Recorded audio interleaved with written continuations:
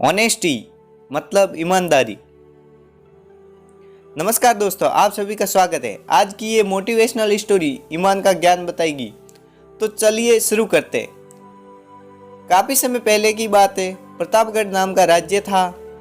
वहाँ का एक राजा बहुत अच्छा था, मगर राजा को एक सुख नहीं था। वह यह कि उसकी कोई भी संतान नहीं थी और वह चाहता था कि अब वह राज्य के अंदर किसी योग्य बच्चे को गोद ले ताकि वह उसका उत्तराधिकारी बन सके और आगे की बागडोर को सुचारू रूप से चला सके।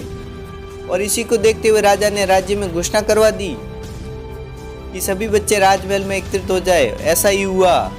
राजा ने सभी बच्चों को पौधे लगाने के लिए भिन्न भिन्न प्रकार के बीज दिए और कहा कि अब हम 6 महीने बाद मिलेंगे और देखेंगे किसका पौधा सबसे अच्छा होगा। महीना बीत जाने के बाद भी एक बच्चा ऐसा था जिसके गमले में बीज अभी तक फूटा नहीं था, लेकिन वे रोज उसकी देखभाल करता था और रोज पौधे को पानी देता था। देखते ही देखते 3 महीने बीत गए। बच्चा परेशान हो गया। तभी उसकी माँ ने कहा, बेटा धैर्य रखो, कुछ बीजों को फलने में ज़्यादा वक्त लगता है। और वे पौधों को छींचता रहा। 6 महीने बीत गए और राजा के पास जाने का समय आ चुका था, लेकिन वह डरा हुआ था कि सभी बच्चों को गमलों में तो पौधे होंगे और उसका गमला खाली होगा। लेकिन वह बच्चा ईमानदार था और सारे बच्चे राजमहल में आ चुके थे। कुछ बच्चे जोश से भरे हुए थे और क्योंकि उसके अंदर राज्य का उत्तराधिकारी बनने की प्रबल लालसा थी।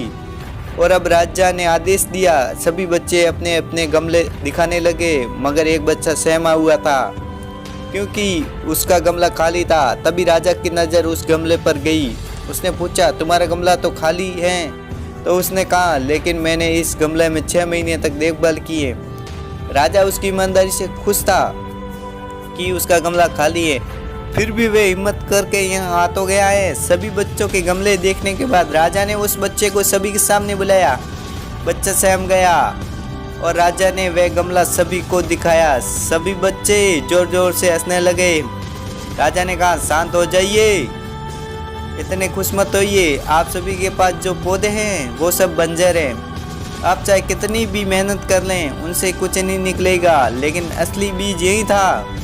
राजा उसकी ईमानदारी से बेहद खुश हुआ और उस बच्चे को राज्य का उत्तराधिकारी बना दिया गया। लेकिन हम इस कहानी से क्या सीखने को मिला? मेरे हिसाब से अपने अंदर ईमानदारी का होना बेहद ज़रूरी है। अगर हम खुद के साथ ईमानदार हैं तो जीवन के किसी न किसी पड़ाव में सफल हो ही जाएंगे, क्योंकि हमारी औकात हमें ही पता होती है। हम खुद को पागल बनाकर खुद का ही नुकसान करते हैं। धन्यवाद दोस्तों। और वीडियो देखने के लिए मेरे चैनल को सब्सक्राइब करें।